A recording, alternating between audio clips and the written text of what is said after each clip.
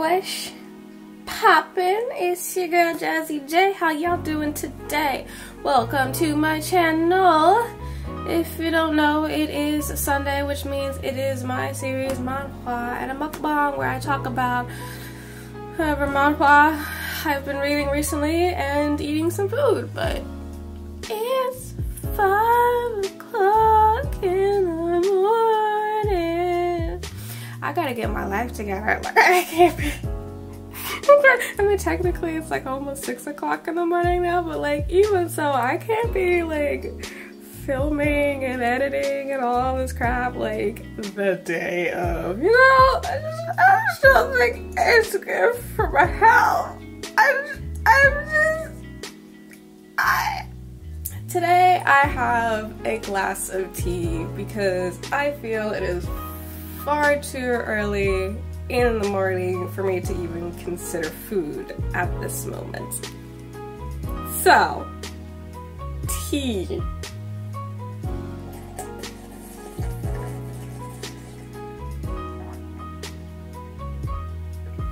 If you guys haven't checked out any of my other previous videos, go ahead and do that, and I'll link all my videos. Oh my gosh. And the Mukbang and a Manwha playlist, which I'll put down in the description box below. For this particular Manwha, if you guys have read it before, let me know. Drop it down in the comments. If not, read it afterwards. You know, still watch my video, I'll read it afterwards and tell me your thoughts and opinions if you liked it, if you didn't like it, X, Y, Z, the whole 9 yards, yada yada yada. You get it, you get it, you get it. So for this particular, for today, sorry, we're gonna be talking about a Manwha originally called Sacrificed, but then the publishing company told the editor to change it to The Sacrificial Princess. So when you're looking it up online, look for The Sacrificial Princess Manwha, because I didn't realize there was actually an anime out there called The Sacrificial Princess and the Beast King or something like that. So to make sure that you actually find it, just do The Sacrificial Princess Manwha, or look up Manwha first and go to like a Manwha site and then type in The Sacrificial Princess. You'll be able to find it, unless you found it on an app. I for some reason can't find it on the app that I used in the past, so I don't know what happened to it. I don't know. But anyway, this particular Manwha falls under the fantasy, drama, romance.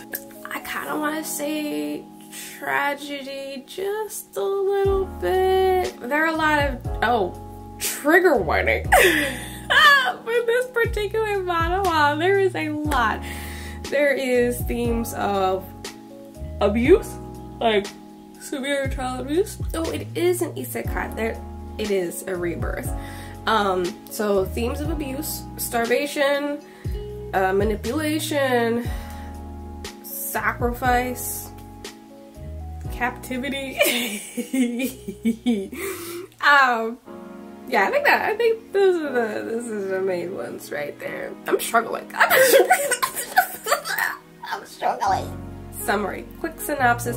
This isn't the actual synopsis of like the properly published one. This is just a synopsis that I'm doing of the one that I found online on a bootleg website.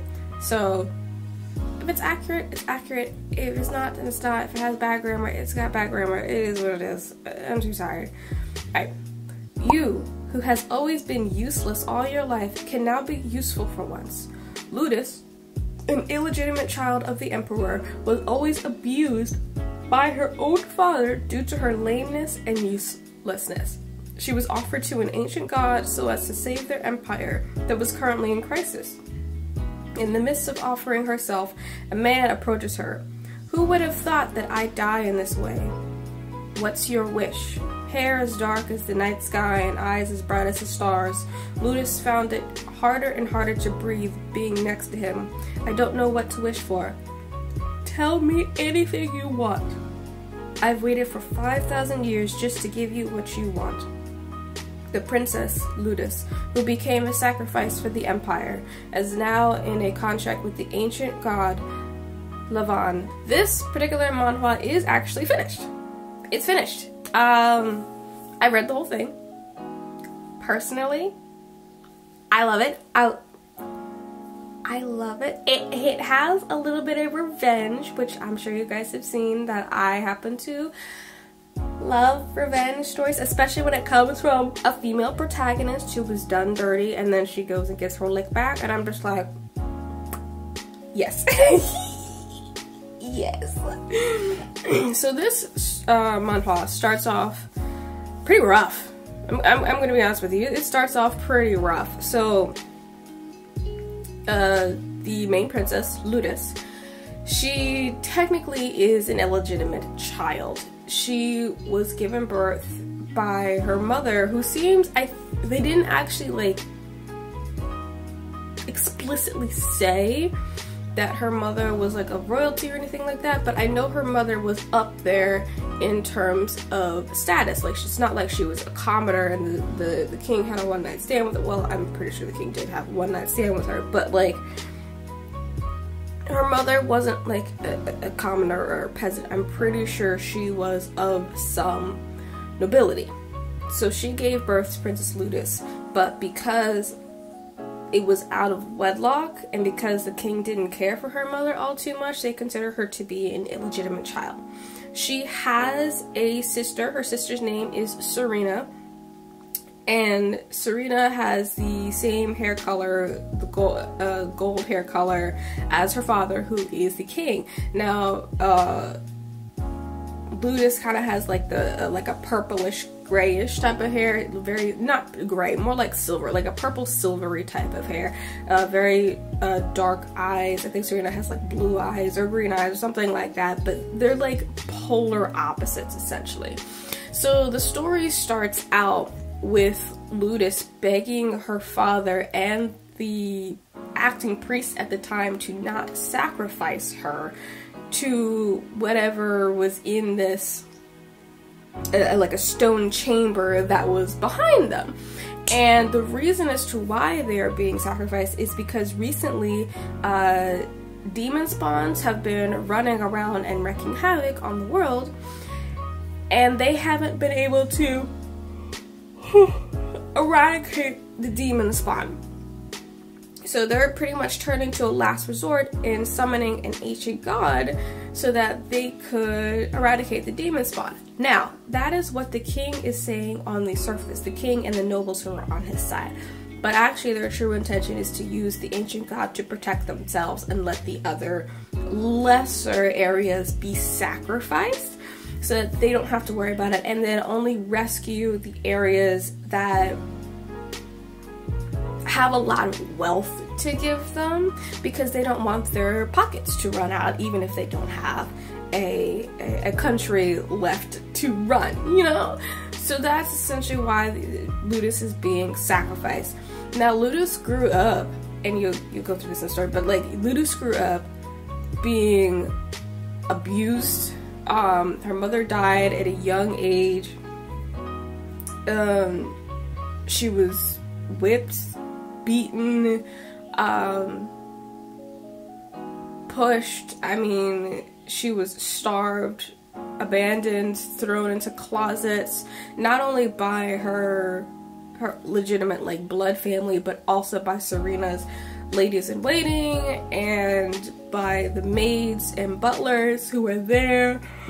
Oh, but just about anyone and everyone. She was treated worse than like a pig would be treated right before slaughter. And her whole life, Ludus was just like, I'll get love one day, I'll get love one day. It's one of those things, you know, abuse as a child, just like, you know, I gotta do something so I can earn the love of my father.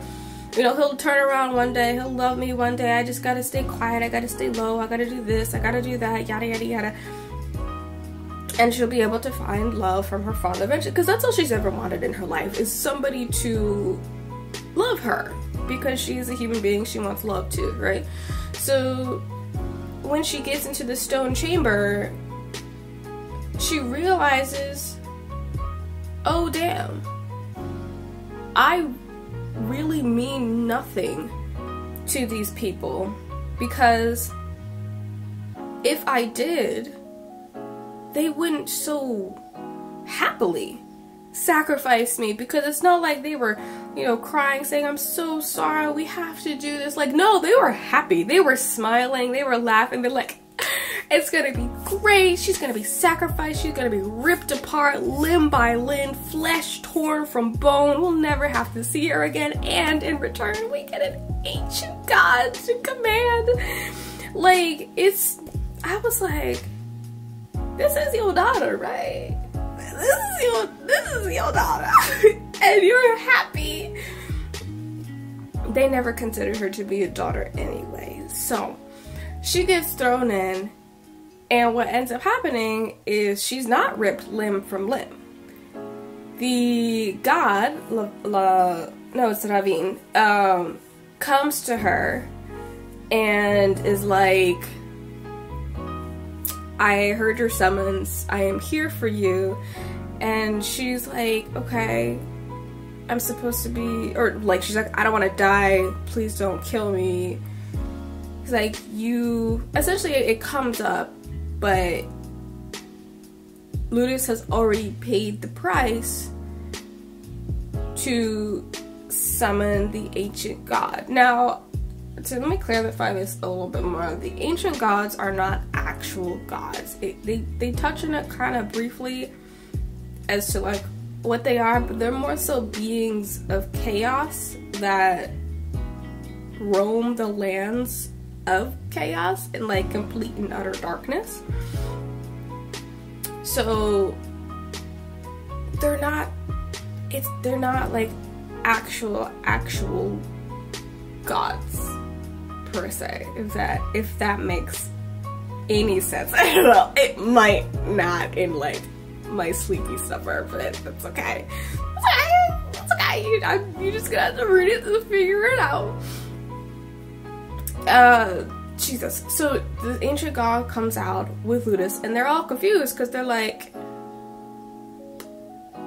she's supposed to die, and she's still here, and the ancient god is here too. What the hell is going on? Why?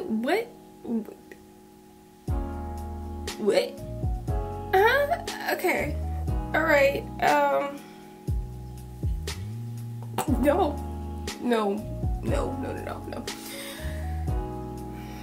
But we're just gonna go with it. So Ludus passes out because it's a lot of pain that she has gone through in order to summon the ancient god, which the requirements for that have been met already, but they don't tell you that until like the very end, how and why the requirements have been met. But she wakes up in Serena's room because she was passed out, and all of her maids in waiting are waiting for her. Not Ludus's, she doesn't have any, but Serena's maids in waiting, or ladies in waiting, are, you know, waiting for Ludus to wake up. And it's like they did a complete 180, just a full switch. They're like, hello Princess Ludus, we are here to wait on you. Obviously, it's all just a ploy, just a facade, so that they can get her acknowledgement,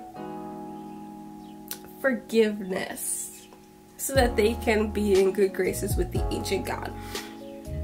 And the main culprit is, I think it's Ileana, or the family name is Ileana or Ilvana or something like that, but there's a family name, one of Serena's head ladies in waiting, who was actually vying for the throne, kind of like to usurp this throne. Extra drama for unnecessary reason, but you know, we're gonna throw a little razzle dazzle. Yeah, oh my god. But Ludus wakes up. She goes to see the king, who has summoned her, and the king is like, I'm so glad you made it out alive and okay, but your ancient god isn't listening to me, and I need him to listen to me because I'm the one that summoned him. I'm the one that commands him. And then he starts to get real belligerent, trying to attack Ludus and whatnot. The ancient god essentially stops him, and the priest who was there stops him as well. I was just like, you better cool it. Like, this is still your daughter. She is still, let alone your daughter, she is still a human being that still has the respect of being alive. You are over here, like, she survived this thing for whatever reason, and you're still actively trying to kill her. Like, he does try to make a pass on her life a few times. He's just like, yeah, I think it'd be better off if she dies, and then I get the control of the ancient king, which he will never get the control of Ravine, but that's another thing later on. I don't want to spoil the rest of it. I hope I gave you guys enough to kind of get you like an idea to keep you interested. There's a lot that goes into these manhwas. It's not like it takes like an hour to like read all of these things. Like, no, it's actually, it can take days depending on how long the manhwa in and of itself is. But anyway, again, like I said at the beginning, if you have read this particular manhwa, go ahead and drop that down in the comments below. Did you like it? Did you not like it? Why? Why not? What are your thoughts and opinions? I'm really curious. If you like this video, go ahead and leave a thumbs up. Subscribe to my channel. Turn on the bell notification so that you know when I post a new video. Go ahead and share this video. I'm trying to be a lot more active on TikTok. That being said, follow me on my social media, Instagram, TikTok, and I'll try to be a little more active on Twitter. We'll see. But right now, Instagram and TikTok, both of which are JazyJ. I'm pretty sure. I'll have to double check that. If you have any other recommendations for me that you would like me to read and talk about, then go ahead and drop that down into the comments below as well, okay? But until then, I will see you guys next time, and hopefully I want to do something like this where I'm filming in the morning again. Okay? Bye!